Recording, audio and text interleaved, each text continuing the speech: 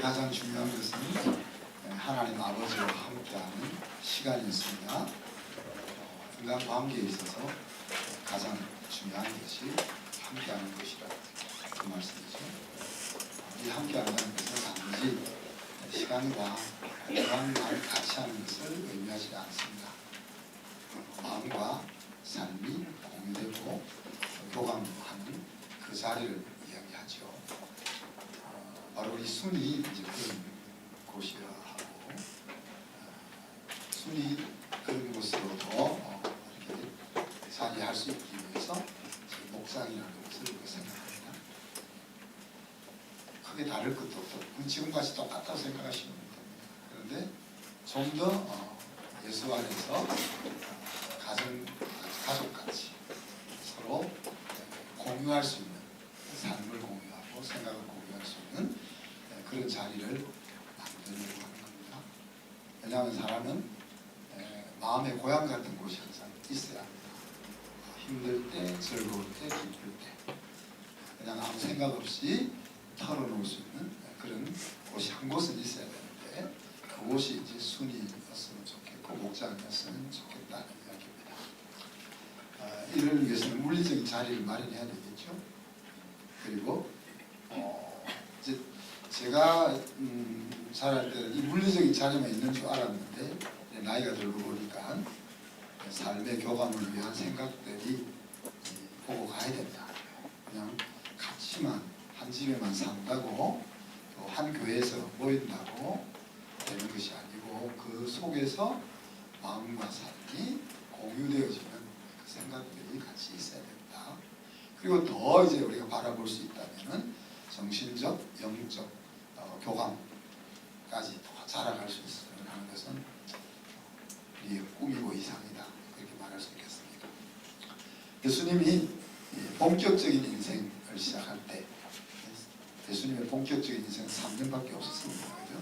그때 가졌던 광야 40일, 바로 하나님과 교감하는 그 자리였다 그랬습니다.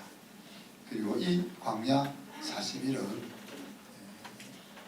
마태복음 4장에 보면 성령에게 이끌려라는 표현을 썼죠. 그러니까 하나님께서 만든 자리였습니다. 아버지 하나님께서 만든 자리였습니다. 그 40일 동안 하나님 아버지와 예수님과 나누고 교감해야 될 이슈는 하나밖에 없었잖아요. 저와 여러분을 구원하기 위해서 예수님이 십자가를 져야 되겠다 하는 그 이슈밖에 없습니다. 다른 이슈가 없습니다. 그리고 그 이슈는 이미 하늘에서 하나님 아버지와 성령 하나님과 예수님이 서로 합의를 본 내용이고, 30년 전에 예수님이 그 합의하에 이 세상으로 내려오셨던 일이고, 그렇게 기대하는 일이 이제 출발되는 시점이었습니다. 그죠? 그럼에도 불구하고 하나님 아버지는 그 일을 수행하는 예수님과 교감하는 자리를 원하셨던 것입니다. 이것은 하나님이 예수님을 믿지 못해서 그랬던 것이 아니십니다. 믿음을 확실히 하고 행동으로 나타나기까지 그 이슈를 계속해서 아버지 하나님과 의논하면서 공유할 필요가 있었던 것이죠. 이것이 예수님께서 저와 여러분에게 보여주시는 우리 인생 가운데서 항상 승리하는 습관이다 하는 것들을 잊지 마시기 바랍니다. 저와 여러분이 왜 이 하나님과 만남의 자리, 기도의 자리를 가져야 할까요?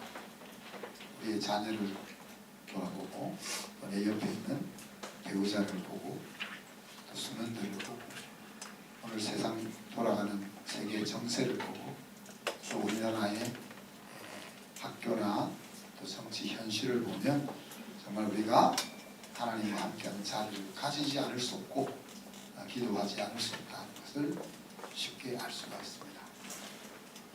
예수님의 눈은 그렇게 보입니다. 오늘 우리가 서 있는 이 자리는 정말 하나님과 우리가 시간을 마련해야 될 자리로 보이고, 그러지 않을 수 없는 자리로 보이는데, 제자들이 눈으로 볼 때는 예수님이 십자가에 달리는 그 시점에도 제자들의 눈은 사건을 받아들이기가 쉽지는 않아도 그렇게 심각하지는 않아 라는 생각을 가진 것이 제자들의 눈이고 대부분 그리스도인의 눈이라 하는 이야기죠. 지난주 하나님과 함께하는 자리를 마련하셨죠? 네. 적어도 우리가 신앙생활을 한다 라고 말하면은 7분으로 시작해라 했습니다. 7분으로. 7분이 안 되면 아직 신앙생활 한다는 말을 안 사용하면 돼요. 나는 그냥 교회 구경하러 간다. 그렇게 생각하시면 되고, 정말 내가 신앙을 시작한다라고 생각한다면 7분은 1440분 하루에 계산을 해보니까 0.5%더라고요. 그리고 목표 지점은 30분, 하루에 30분, 딱 2%입니다. 어떻게 해서 광고에서 2%를 찾았는지 모르지만 2%입니다. 여러분이 목회자가 아닌 이상 그것이 이제 하나님과 함께하는 자리의 지향 지점이다 하는 것을 기억하시기를 바랍니다. 오늘은 이제 예수님의 삶과 가르침, 예수님의 정신의 중심인 하나님의 나라를 간단하게 나눠봅시다. 오늘 6절에 보면 그때에 라고 이야기하죠. 그때에. 10절에도 그날에 그런 표현이 나오는데 이 그때라는 말은 하나님이 세우신 왕이 다스릴 때에라는 이야기입니다. 하나님의 세우신 왕이 다스리는 나라에, 그러니까 다시 말하면 하나님 나라에 그런 뜻이죠. 그 나라에서는 이리와 어린 양이 어떻게 해요? 함께 산다. 표범과 어린 염소가 함께 눕고 죽는다. 송아지와 어린 사자가 함께하고 또 어린 아이에게로 끌려간다. 암소와 곰이 함께 먹고 새끼들과 함께 엎드린다. 자, 이 비유 속에서 등장하는 인물들을 보면 두 가지 특징이 있잖아요. 어떤 특징입니까? 사냥꾼과 먹이감. 그렇죠? 그러니까 다르게 이야기하면 이 비유는 사냥꾼과 먹이들이 친구가 되는 나라가 하나님의 나라다. 오늘 저와 여러분이 살고 있는 세상은 총을 들고 우리를 잡으러 오는 사람은 없지만 사실은 이 사냥꾼과 사냥감이 함께 살고 있는 세상이죠. 그런 세상입니다. 그런데 그들이 더 이상 사냥꾼과 사냥감이 아니고 그냥 함께 더불어 사는 존재가 되는 것이 하나님의 나라다. 이렇게 얘기합니다. 자, 이렇게 보면 안 됩니다. 자, 그 먹이 사슬을 사람과의 관계로 바라보면 안 됩니다. 사자가 사슴을 잡아먹는 걸 보면 여러분 어때요? 내셔널 지오그래피 같은데 사자가 이쁜 애기 사슴을 막 잡아먹는 걸 보면 저 잔인한 시키 이런 생각이 들면 안 된다는 이야기입니다. 왜 그런 생각을 하면 안 된다고요? 그것은 하나님 만든 먹이 사슬이죠. 자연이 조화를 이루면서 그 기능을 잃지 않고 목적을 다 할 수 있도록 만들어 놓은 시스템입니다. 그래서 그걸 보고 신난다 그렇게 생각해도 안 되겠지만 저 잔인한 사자 새끼 이렇게 해도 안 된다는 이야기. 사자가 그 애들을 안 먹어주면은 생태계가 유지가 안 된다는 이야기죠. 우리나라에 호랑이와 늑대들이 다 사라졌잖아요. 그래서 호랑이와 늑대 대신에 왕노릇하고 있는 짐승들이 누굽니까? 멧돼지와 고라니. 그러니까 농부들이 농사를 못 짓는다고 난리가 나서 그런 일이 생겼단 말이에요. 그래서 우리가 사자가 새끼 잡아먹는 거 보면 저는 나쁜 새끼 주면 안 된다. 그런데 지금 뭐라고 했어요? 사냥꾼과 먹잇감들 친구가 됐어요. 그럼 생태가 망한다. 이런 식으로도 하면 안 된다. 왜? 비유는 포인트가 있대잖아. 비유는 지금 그런 이야기를 하려고 하는 것이 아니고 이 비유의 포인트는 뭐예요? 먹고 먹히는 관계가 사라지고 더불어 사는 관계가 형성된다. 여러분 데이트할 때 어떻게 했어요? 처음 결혼하고 어떻게 했어요? 초장에 잡아야 된다 해가지고 기싸움 하잖아요. 초장에서. 초장에 잡아서 뭐 하시려고? 잡아본들 내 와이프고 잡아본들 내 신랑인데 내 신랑 잡아서 기죽여 놓으면 불 죽어서 다니는 신랑 보면서 그 신납니까? 내 아내를 물리고 내가 힘을 쓰고 나면 내 밑에 물렸다 그래서 내 인생이 막 피어납니까? 아니잖아요. 자, 근데 또 비유가 계속되죠. 사자가 본래 고기를 먹어야 되는데 소처럼 풀을 먹는다. 또 젖먹이는 아이가 독사구멍에 장난을 치고 그다음에 젖된 아이가 독사구리에 손을 집어넣는 이런. 근데 이 비유에서는 그 비유의 의미를 해설까지 해놓았습니다. 이렇게 되는 것은 해도 없고 상함이 없는 나라다. 그런 이야기죠. 아무리 아이라도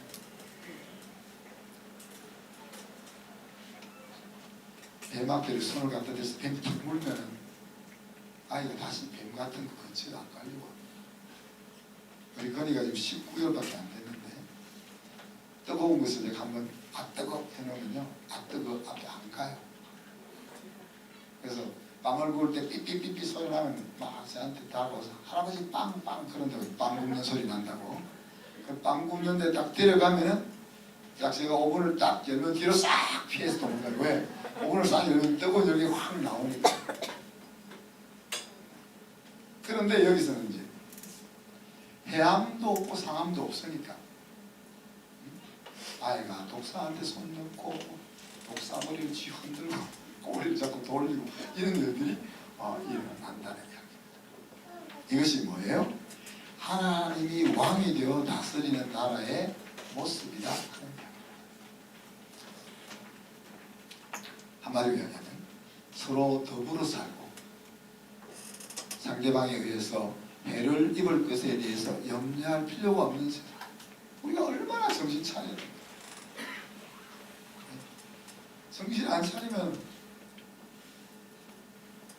저는 광고 거의 다 믿거든요. 우리 사람 그걸 어떻게 믿냐? 요즘 자꾸 제가 믿음이 없어져요. 광고 쏘가가지고 여러분 쏘가가지고.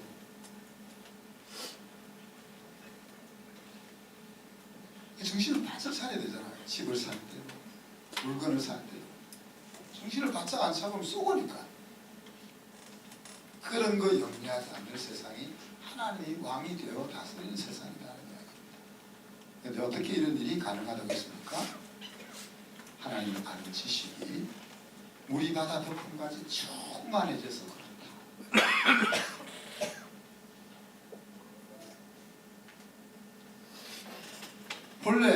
본래 이 창세기 1장에서 지구가 만들어질 때 대부분 물로 덮여 있었잖아요.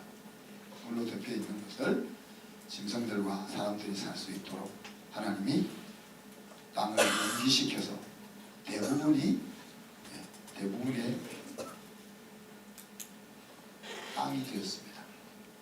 그리고 그 많은 물들을 땅 속에 그리고 하늘 위에 가두어 놓으셨다. 하나님이 너무 시적인 표현을 쓴 것 같아요. 하늘에 어떻게 물을 가두어 놓아? 우리 그렇게 생각하지만 지금 우리가 앉아있는 이 공간 한 70평 되는 이 공간에 제습기를 틀어서 물을 싹 다 빨아들이면 물이 얼마나 나올까요? 네? 한 100리터 나와요. 100리터도 더 나올 거예요. 100리터 같으면 이게 10리터짜리 물통 큰 거 10개입니다. 지금 우리가 여기에 물이 하나도 없는 것처럼 보이잖아요. 근데 이곳에 하나님 그렇게 물을 가두어 놓은 거죠. 그런데 노아의 홍수가 나기 전까지는 그 물이 하늘 위에 더 많이 가두어져 있었다는 거잖아요. 그리고 노아 홍수 때 그 가두어져 있던 물이 하늘 땅에로 다 떨어져서 온 땅이 다 덮여버렸다.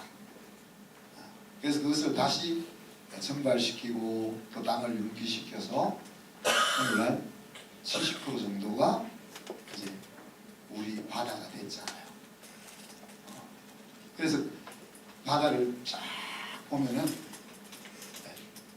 온 땅을 덮고 있는 그 모습이 보이잖아요. 그런 것처럼 웅덩이가 붕붕 파여서 파여가지고 물이 고여있는 군데군데 묻이 드러나 보이는 그런 그 뻘판 같은 곳이 아니고 완전히 물로 덮여서 바다와 같이 덮여있는 그 모습을 지금 설명을 하고 있다. 하나님을 아는 지식이 그렇게 충만해지면은 이런 하나님의 나라가 임한다. 그렇게 이야기하고 있습니다.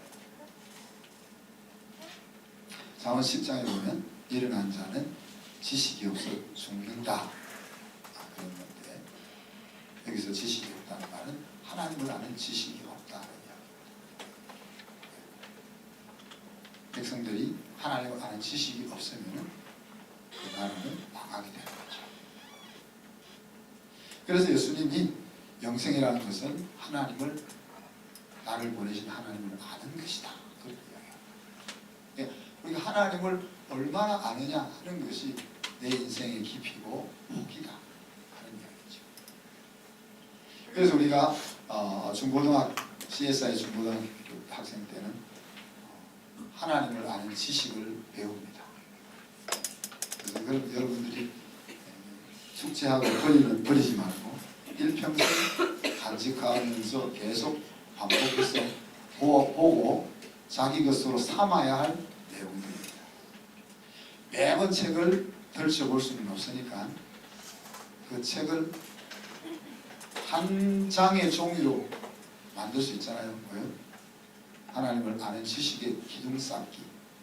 거기에 그 기둥을 11개의 기둥을 쌓으면 그 한 개의 기둥 속에 하나님을 아는 지식이 어떻게 되어가느냐 하는 것들을 한눈에 볼 수 있는 거죠.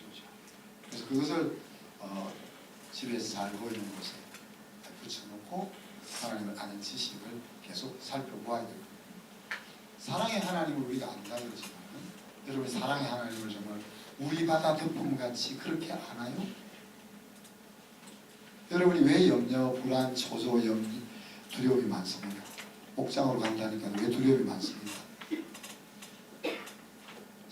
언제나 사랑이 없으니까 두려움이 있는 거예요.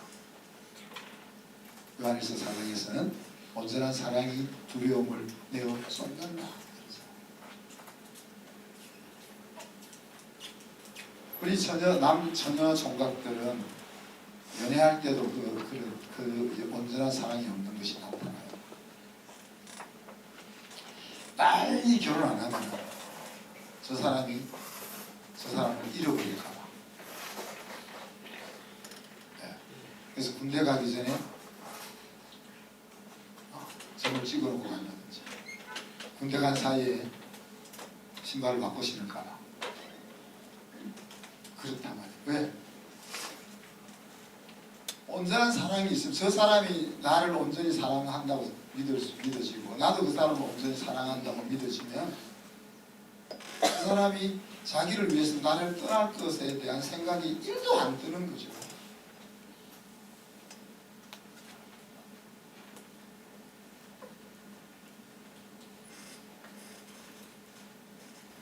가정교회 세미나에 가라 그러면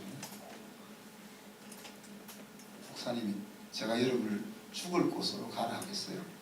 그러니까 제 사랑이 여러분의 마음속에 이렇게 완전히 이렇게 와닿지 않으니까 목사님이 우리를 또 남의 집에 가서 힘든 게 자꾸 오라 하는 거예요. 그래서 발이 자꾸 안 움직이지는 거예요. 우리 아이들이 선생님이 자기를 사랑한다는 것을 알면은 선생님이 시키는 것을 하기 싫어도 해요. 왜? 사랑하는 선생님이 좋아하는 거니까.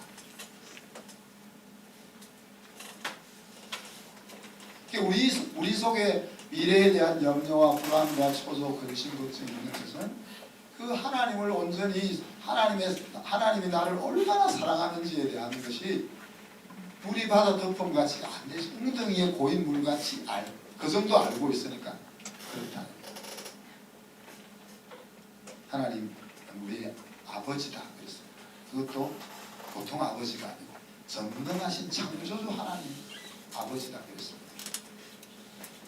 아버지는 아들이 필요한 것들은 피를 팔아서라도 해주려고 하는 사람이거든요. 근데 우리는 역량이 부족해서 우리 아들이 필요한 것, 우리 딸이 필요한 것을 다 공급하지 못하지만 전능하신 창조주 아버지는 마음만 먹으면 나한테 좋은 것이라면 내 인생을 승리하게 할 수 있는 것이라면 무엇이든지 할 수 있는 역량이 있는 하나님이고 그 하나님을 안다면 무엇이 겁이 나요? 무엇이 겁이 나요? AI 시대가 온다고 겁이 나요?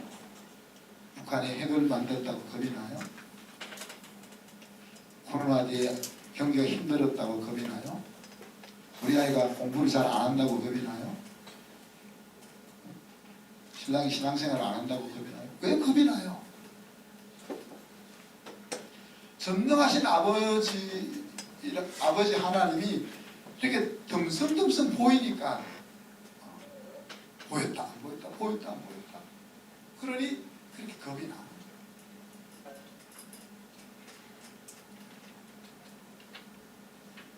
다 하다가 시간이 너무 많이 갈 것 같아서 생각하겠습니다. 그러니까 이 책을 보시면 우리가 11가지 하나님을 우리가 다룹니다. 그죠? 일하시는 하나님, 여호와 이의 하나님, 듣고 응답하시는 하나님, 또 치료하시는 하나님, 은혜에 좋으신 하나님, 용서하시는 하나님, 임마누엘 하나님, 지금 하고 있는 또 에베네스 하나님, 이런 하나님을 우리가 책으로 공부하고 있습니다. 그 이외에도 제가 책으로는 쓰지 않았지만 어디든지 계시는 하나님, 생명을 주시는 하나님, 복을 주시는 하나님, 신실하신 하나님, 변치 않으시는 하나님, 노하기를 더디 하시는 하나님, 이런 하나님이 성경 속에 보이십니다. 또 성경에서 말하고 있지 않지만 하나님이 만드신 작품을 통해서 하나님을 알 수 있잖아요. 무슨 재밌는 기선이 많아요. 보면 하마가 뒤뚱거리면서 춤추는 그런 장면이 있어요. 그걸 보면 얼마나 웃어보죠. 그 큰 하마가 발 뱅글뱅글 돌면서 뒤뚱거리면서 춤을 추는 것을 보면 하나님 참 우스운 분이 아니고 유머러스하다. 하나님의 유머가 없으신 분 같으면 저런 우스꽝스러운 작품은 못 만드는 거예요. 세상에 펼쳐져 있는 아름다운 풍경을 보면 우리는 아름다운 하나님을 보는 거예요. 왜? 하나님이 아름답지 않으면 아름다운 세상을 못 만드는 거예요. 지금 여기 앉아 계신 여러분들 하나도 같은 사람이 없잖아요. 물론 자매들끼리 좀 닮은 분들 계시지만 심지어 뭐라고 했습니까? 하늘에서 내리는 눈 김영엽을 들어보면 그 알갱이 결정 하나 똑같은 거 하나 없다 그랬습니다. 더 나가서 옆에 잔디밭에 가서 잔디를 보면 그냥 잔디 같은 것 같지만 방향과 굵기와 크기가 같은 것은 하나도 없다 그랬습니다. 그래서 무슨 말이에요?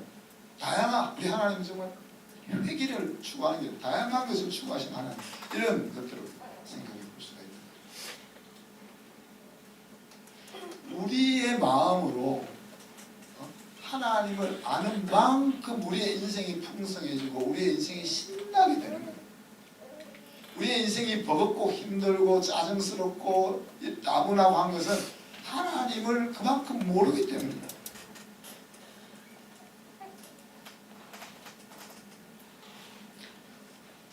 하나님을 아는 지식이 물을 바다 덮음같이 충만해지면 오늘 그 하나님이 다스리는 나라가 어떤지를 알게 되고 경험하게 된다는 거죠.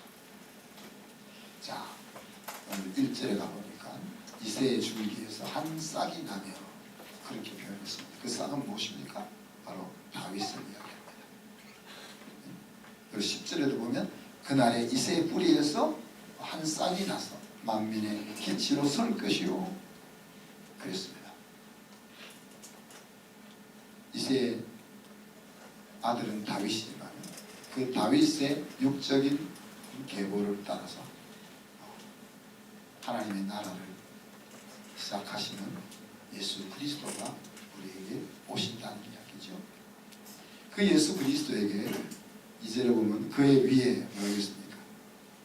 여호와의 영, 여호와의 영이 그에게 내려오신다.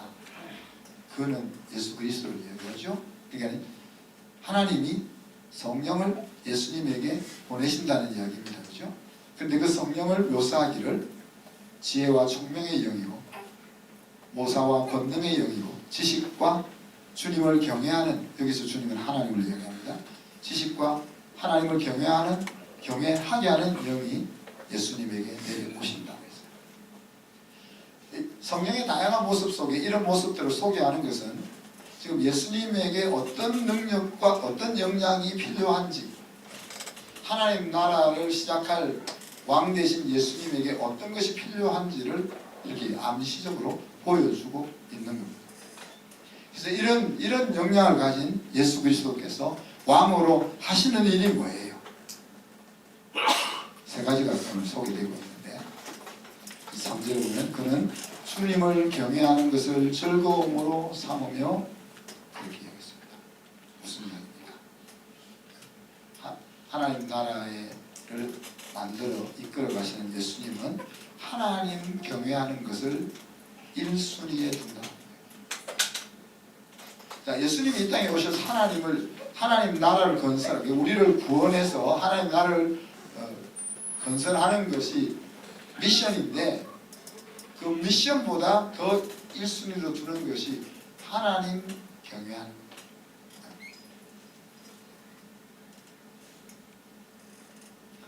이어서 두 번째로 뭐라고 합니까? 가난한 사람들을 공의로 재판하고 세상에서 억눌린 사람들을 바르게 논죄한다. 그가 하는 말은 몽둥이가 되어 잔인한 자를 치고 그가 내리는 선고는 사악한 자를 사형에 처한다. 그랬습니다. 무슨 이야기입니까? 힘이 없는 사람이 억울하지 않게, 또 힘을 잘못 사용하는 권세들을 가만두지 않고 정의와 성실로 일하신다. 하나님 나라의 왕은 그렇게 일한다는 이야기죠. 그리고 세 번째는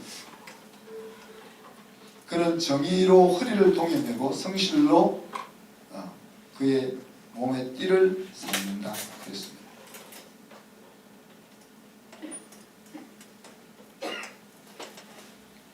그래서 이 말을 하나님 나라를 이끌어 가시는 예수님이 하시는 모습들을 한마디로 이야기하면 서로 더불어 살고 상대방에 의해 해를 입을 것을 염려할 필요가 없는 그런 세상이 임하게 된다. 그런 이야기. 그래서 오늘 말씀해 드릴 것은 나는 하나님께 왕좌를 양도할 것인가?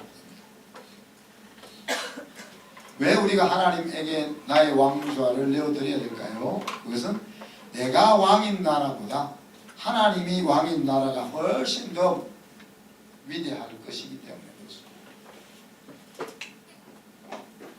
여러분 생각에 하나님이 왕인 나라보다 내가 왕인 나라가 훨씬 더 멋있을 거야 라고 생각이 되면 그렇게 하십니다.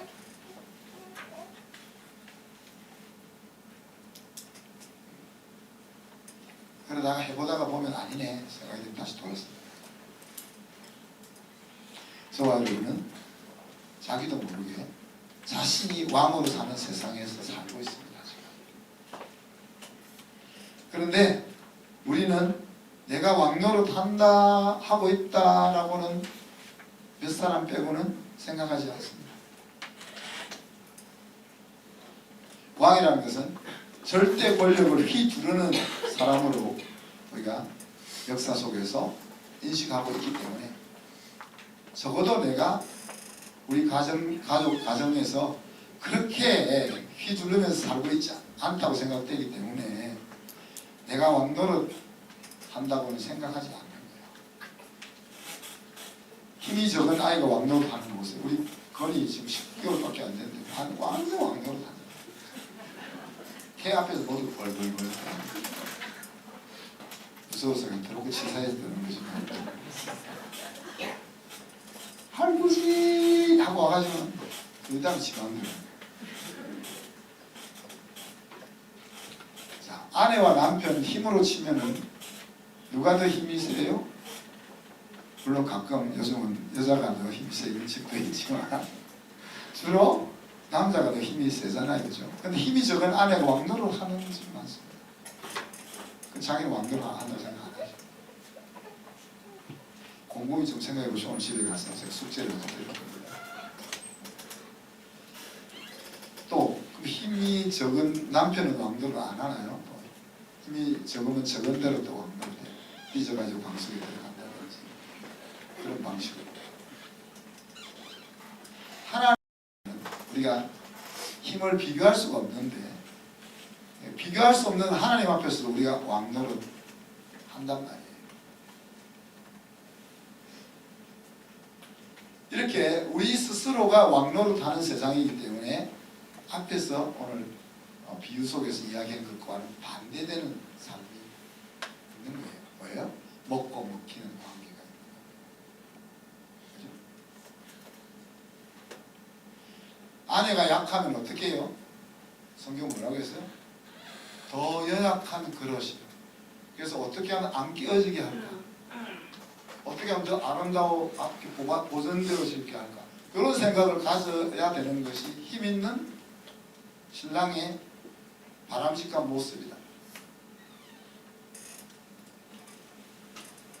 남편이 힘들어하고 어려워할 때는 아내는 어떻게 해야 돼요? 격려하고 존중하고 길을 살려서 다시 어깨를 펴고 세상으로 나갈 수 있게 하는 일이 힘 있는 아내가 해야 될 일이잖아요.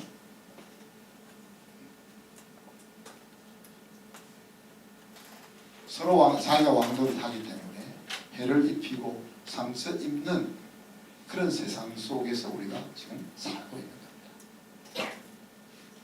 자, 이런 것을 우리가 지금까지 알고 있는 표현을 빌자면은 우리가 왕노릇 하고 있는 그 모습을 성경에서 표현하고 있는 모습을 빌리자면 자연인의 모습 혹은 육에 속한 그리스도인, 그 다음에 영적 어린아이의 모습입니다. 그것이 우리가 내가 왕이 되어서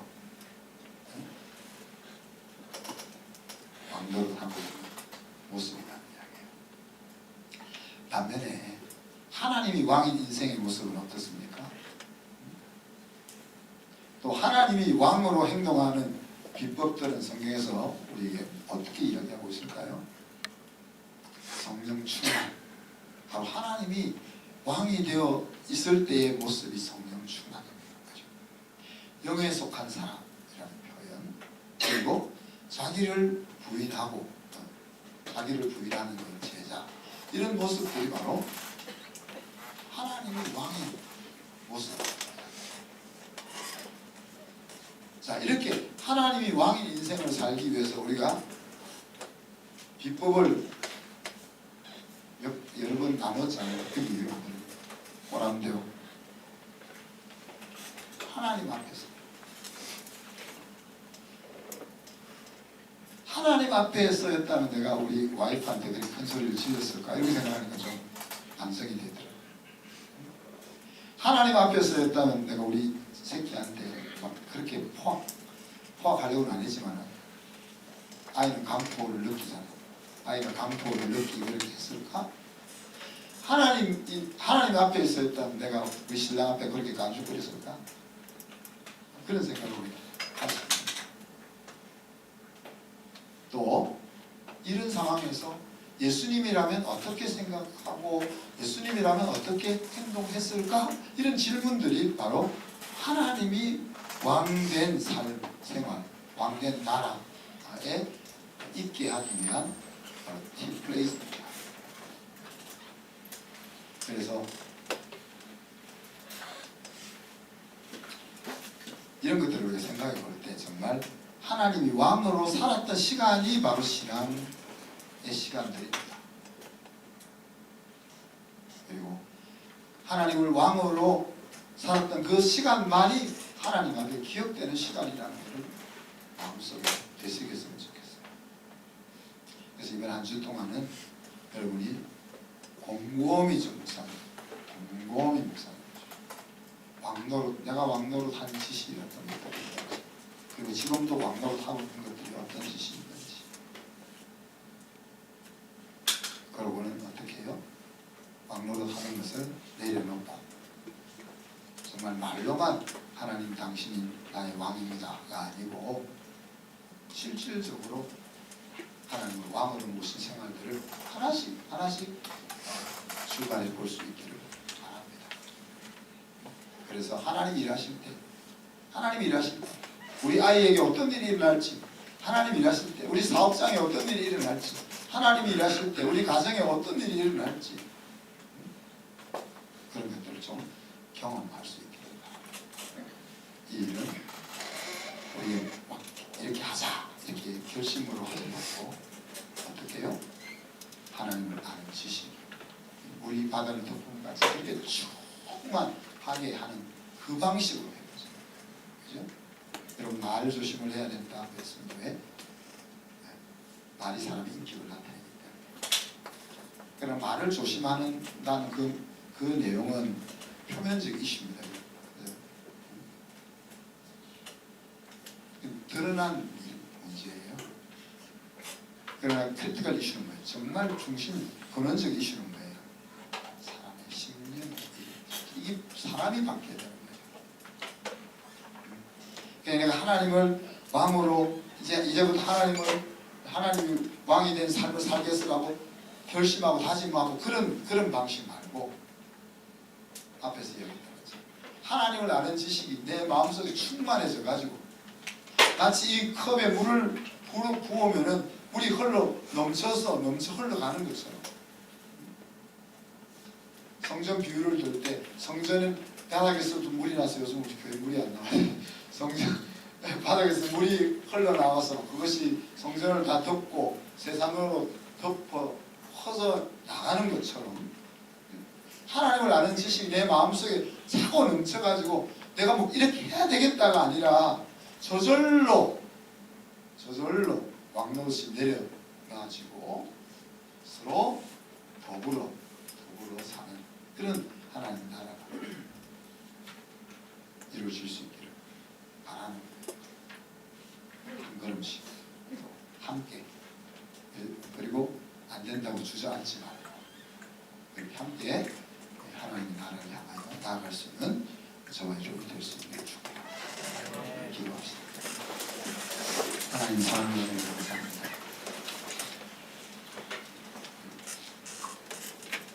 우리가 살고 있는 이 세상이 우리가 바라는 세상이 아니고 정상적인 세상이 아니라는 것을 우리가 알고 있지만 우리도 그 속에 묻혀서 나 나름대로 생존하기 위하여 완벽하게 살아왔던 우리 인생들을 다시 한번 되돌아보게 하시고 진정한 왕 되신 하나님을 아는 지식을 우리가 하루 하나하나 더 쌓아나가서 정말 하나님의 왕이 된, 오늘 이사야 선지자가 말하는 먹이감과 사냥꾼이 더불어 함께할 수 있는, 누가 누구를 해치고 누가 누구에 의해서 피해를 받고 하는 그런 염려를 하지 않아도 되는 그런 세상을 저희들이 살 수 있도록 붙잡아 주시고 인도해 주옵소서. 감사드리며 예수 그리스도 이름으로 기도하옵나이다. 아멘.